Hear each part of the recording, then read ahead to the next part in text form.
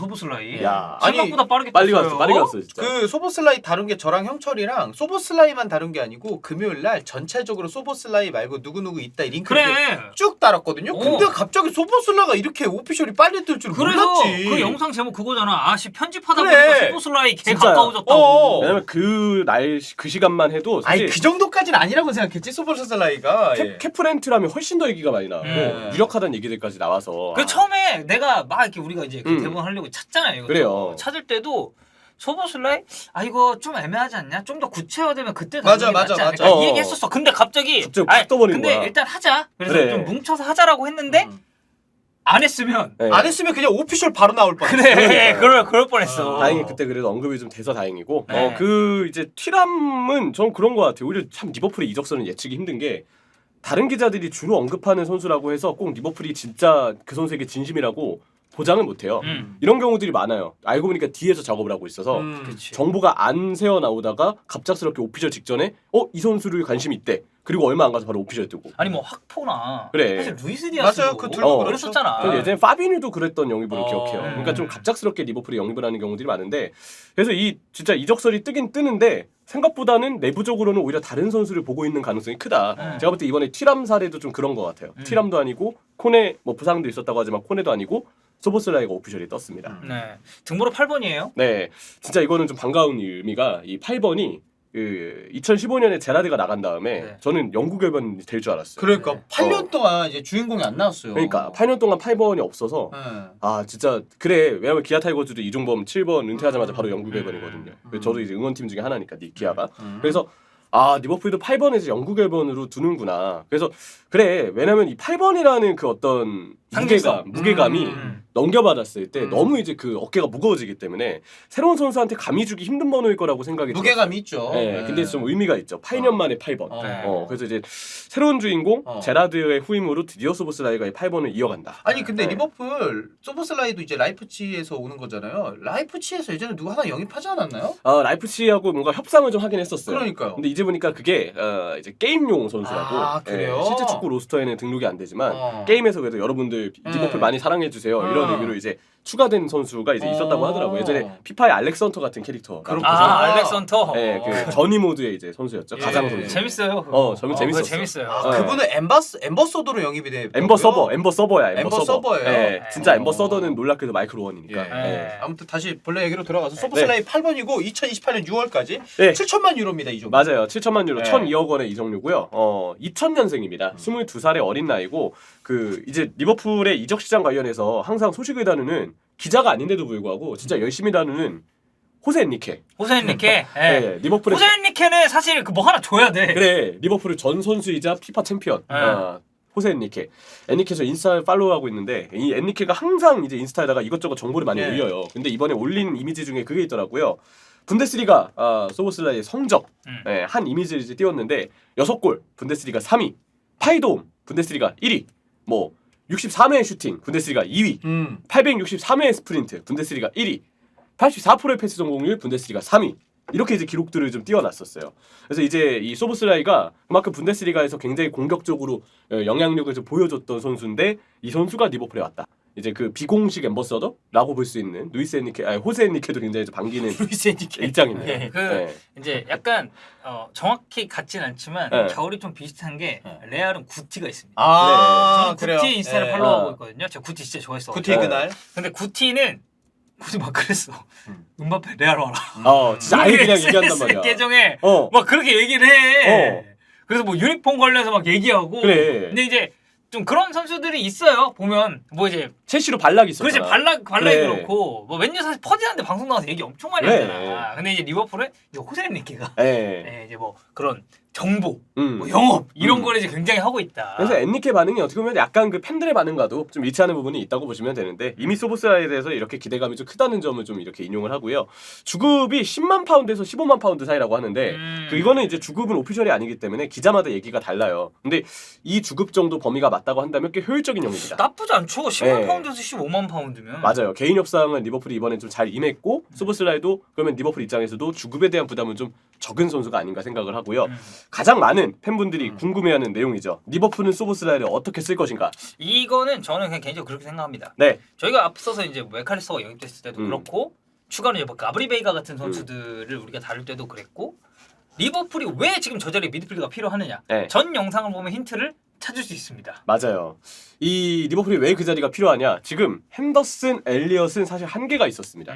조던 핸더슨은 사실 기술적인 선수라 보기는 좀 힘들어요. 왜냐면 이 선수가 킥을 통해서 반대로 전환해 주는 건 좋은데 볼을 좀 잡아두는 스타일이 아니다 보니까 간수 능력이 애매하다 보니까 자꾸 원터치로 볼을 좀 강제해서 줘야 되고 그 원터치 패스가 잘 통하면 2019-20 시즌처럼 풀리는 거예요. 근데 그 원터치 패스가 안 풀리면 흔히 얘기하는 핸더슨의 제기차기. 그렇죠. 예, 축구공이 아니고 제기를 잘 찬다. 차. 그래. 어. 그래서 패스 미스 되게 많고 기술적이지 않다 보니까 볼 간수가 안 되고 근데 그거를 핸더슨은 활동량과 전술 이해도로 그동안 잘 배웠던 선수였던 거죠. 근데 아마 클롭도 갈수록 떨어지는 핸더슨의 폼 때문에 약간 염려되는 부분이 있었을 그 거예요. 나이가 어쨌든 핸더 저랑 동갑인가 그래요. 90이죠? 네, 90년생일 거야. 그럴 그쯤 되실 거예요. 맞아요. 그러니까 나이가 좀 있고. 운동할 때 졸라 힘들거든요. 근데 뭐 프로 선수지만 이제 체력적인 그런 저하가 올 시기가 됐어. 맞아. 레전드는 맞지만 예, 핸더슨 좀 이런 단점이 있고요. 그래서 아마 하비 엘리엇의 성장에 클롭 감독이 기대를 했던 이유는 핸더슨이 이제 갈수록 그 기술적인 부분이 아쉬우니까 하비 엘리엇 같은 유형의 선수들이 전 그거 같아요. 후이언 때 보면 기술 미친 선수들. 후이언 때 보면은 야 얘 볼도 잘 다루고 키패스 잘 뿌리고 왼발 괜찮네. 너 한번 와서 이제 뛰어보자. 훈련의 왕자. 그래서 제가 볼 때는 이 선수가 막상 1군 성인 무대를 뛰기에는 사이즈가 아쉽고 핸더슨보다는 전술에 대한 이해도나 위치 선정이 좀 부족해요. 다이도 좀 느린 편이고 엘리엇은. 그러다 보니까 엘리엇이 실전에서는 그런 기술적인 영향에서 안 나왔는데 이상하게 클럽이 보기에 후이언 때 미련을 못 버렸던 게 아닌가 싶어요. 그래서 엘리엇을 썼는데 결국 엘리엇도 한계가 드러난 거죠. 경합에서 밀리고 위치 선정도 안 좋고 이러다 보니까. 그래서 소보슬라이를 제가 볼 때 핸더슨과 엘리엇이 한계를 드러냈더니 오른쪽 중앙 미드필더 혹은 약간 공미처럼 올라가는 자리에 소보슬라이를 쓰지 않을까 생각을 하고요. 자, 소보슬라이의 장점은 신체 능력이 일단 좋습니다. 일단 피지컬이. 네, 이 선수는 좋아요. 속도랑 경합도 다 좀 준수한 자원이라고 보면 되겠고 활동량이 많아요. 그래서 그 오른쪽 중앙 미드필더로 핸더슨이 했던 그 넓게 뜨는 역할은 충분히 소보슬라이도 가능하다는 점을 알 수 있고요. 발재간 좋고 시야가 넓고 롱패스가 좋습니다. 그 이제 이 선수 킥을 찰 때 보면은 예전에 잘치부르크 때도 그랬지만 아니 무슨 킥이 저렇게 나가냐? 빨랫줄이야 그냥. 이런 유형의 선수들이 있거든요. 킥 되게 좋아요. 소보슬라이가 그래요. 진짜 빨랫줄이고 궤적도 다양하고 시야가 넓습니다. 그리고 일단 중요한 상대 압박을 받았을 때 대처를 보면 발재간도 준수한 편이에요. 그리고 프리미어리그는 신체적인 경합이 좀 많은데 그 경합에 있어서도 그렇게 쉽게 밀릴 선수는 아니다. 이 얘기를 좀 하고 싶고요. 이 소보슬라이의 최고 장점 스탯은 확실하게 쌌습니다. 스탯은 어떻게든 정립을 해야 될 선수인데 크로스 좋고 중거리 슛 좋고 세트피스 킥. 세트피스 킥은 뭐 아놀드도 로버슨도 원래 킥을 워낙 잘 찼지만 여기에 이제 소보슬라이까지 가세가 되면서 그러니까 새로운 어떻게 보면 옵션이 이제 추가가 되는 거예요. 네. 킥력 좋은 애들 많다 진짜. 그러니까요. 아니 키커 자리 두고 갑자기 아놀드랑 저기 소보슬라이랑 갑자기 막 싸우거나 그러지만 않으면 이 선수는 좋은 영비라고 볼 수 있어요. 또 이런 거 이제 빠따 이런 거 빠따. 생각나는 선수 있잖아. 또 빠따? 제라드? 그래, 약간 제라드. 이런 느낌이 날 수도 있잖아. 소보슬라이가 중거리 빵 때리면은 드디어 찾았다. 제라드의 넥스 제라드 드디어 넥스트 찾았다. 제라드. 그러니까 드디어 그동안 찾았다 넥제. 공석이었던 8년 만에 8번. 드디어 좀 들어올 수 있다. 약간 이런 거. 개인적으로 그 올림피아코스전 제라드의 골이 전 최고라고 생각하거든요. 그거는 레전드죠. 예. 그런 골들 좀 넣어줬으면 좋겠어요. 아니면 이제 예전에 체인벌린의 맨시티전 한정에서 나왔던 중거리. 중거리 그죠. 기억나. 그리고 체인벌린 사라졌잖아요. 그리고 사라졌어요. 부상 때문에. 부상으로 안타깝게. 그래도 체인벌린은 제가 인정합니다. 그런 활약이 있었기 때문에. 근데 8번은 8년 동안 비어 있었다. 그 얘기를 좀 하고 싶고 우려점. 소보슬라이가 이제 그 볼 간수는 사실 약간 불확실한 면이 있어요.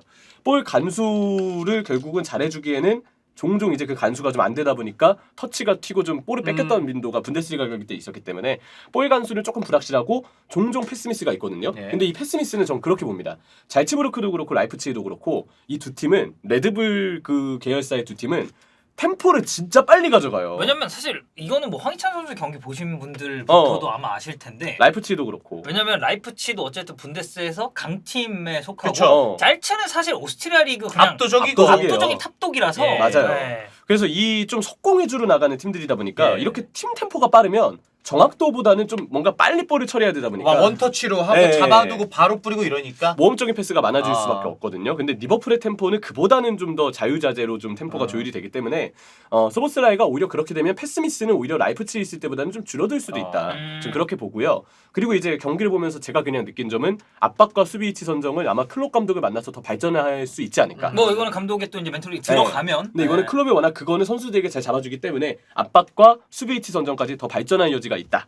클럽이라면 잡아줄 수 있을 것이라고 기대를 합니다. 예상 중원 조합, 뭐 아까 소맥 조합도 얘기했지만 메갈리스터가 왼쪽, 소보슬라이가 오른쪽, 그리고 그 아래쪽에 파비뉴 아놀드가 3선이 되는 그럼 3-2-4-1이네요. 3-2-4-1 전술을 다음 시즌에도 쓸 거라고 생각합니다. 뭐 근데 소보슬라이는 저는 개인적으로 지금 툴이 되게 많은 게 이 선수 사실 측면도 가능하거든요. 아 맞죠. 예. 그래서 아예 그냥 윙어 뭐 로테이션 자원으로 뭐 멀티성을 따져봤을 때는 전 충분히 들어갈 수 있다고 보고 네. 지금 현실적으로 중앙에 들어갔을 때 예를 들어 3-2-4-1이 아니라 4-3-3을 쓴다고 해도 뭐 이제 파비뉴 자리가 어떻게 될지가 좀 애매하긴 하지만 기존에 핸더슨이 나온 자리에 소보슬라이가 들어가고 맥칼리스터가 이제 좌측에 들어간다든지 맞아요. 아니면 맥칼리스터를 아예 3선으로 내려서 쓰면서 쓸 수도 있지. 한 자리를 또 다른 선수로 채운다든지 뭐 이런 느낌도 생각을 해볼 수가 있기 때문에 네. 여러모로 봤을 때 툴도 확실하고 좀 다재다능한 선수를 잘 영입하지 않았나. 저는 만약에 올 시즌처럼 그러니까 지난 시즌처럼 아놀드가 중미가 아니고 계속 오른쪽 풀백으로 뛰기만 하는데 소보슬라이를 데려왔으면 조금 애매할 수 있다라고 보거든요. 근데 아놀드가 그 위치에서 중앙에서 뛸 수 있다라는 게 확정이 됐잖아요. 그러다 보니까 소보슬라이가 측면으로 오히려 더 넓게 빠져서 원래 아놀드가 로버트슨 보고 반대쪽으로 때려놓는 킥을 소보슬라이한테 맡길 수가 있어지는 거예요. 저는 그래서 아놀드 올렸으면서 소보슬라이 데려오는 거 이거라면은 진짜 3-2-4-1이든 여러 가지 포메이션 내년에 다음 시즌에 쓸 수 있는 조합이구나라는 생각해서 괜찮은 것 같아요. 아니 그리고 어쨌든 리버풀이 지금 맥칼리스터 엄청 네. 빨리 뛰었죠. 소보슬라이 뭐야 했는데 그냥 오피셜 떠버렸죠. 그리고 추가적으로 이적설이 아직 끝난 게 아니라서 이것 때문에 저는 올 시즌 리버풀 좀 기대해 볼 수 있다. 라비아 링크 있던데. 라비아 얘기가 나왔어요. 로마노가 이제 얘기했는데 아스날 리버풀이 경쟁 중인데 접촉만 했고 둘 다 제의는 아직이다. 근데 금액이 사실 이 선수 되게 어린 선수거든요. 네. 그래서 프리미어리그에서 그리고 엄청 많은 시즌을 소화한 선수도 아닌데 너무 유망하다 보니까 금액은 좀 상당하지 않나. 2004년생이거든요. 네. 어리긴 어린데 근데 그만큼 이제 보여준 부분이 좀 잠재력이 있다는 걸 알고 있겠죠. 맨시티 출신이니까. 맞아요. 네. 그 이제 뭐 인디칼라는 뭐 두 번째 비드를 리버풀이 할 것이라 했는데 인디칼라는 구라칼라기 때문에 그냥 넘어가도록 하겠습니다. 국가. 네. 사우스햄튼이 이제 5천만 파운드를 고소하고 있대요. 833억 원이라고 하는데 이 금액은 사실 부담이 좀 있죠. 5천만 파운드. 그러다 보니까 이 금액을 과연 맞춰줄까? 라는 생각이 드는데 근데 그걸 봐야 됩니다. 그럼 라비아에게 도대체 무슨 기대 요소를 리버풀이 가지고 있는가? 홈그로운이던데요. 맞아요. 이게 지금 그 선수들 이제 그 홈그로운과 논홈그로운 표를 보잖아요. 그러면 지금 이제 리버풀이 홈그로운 한 명을 데려오면 논 홈그로운 선수도 추가로 한 명이 더 영입이 가능합니다. 그래서 이게 홈그로운이 된다는 점에 이점을 라비아 영입을 통해서 리버풀은 좀 활용할 수 있고요.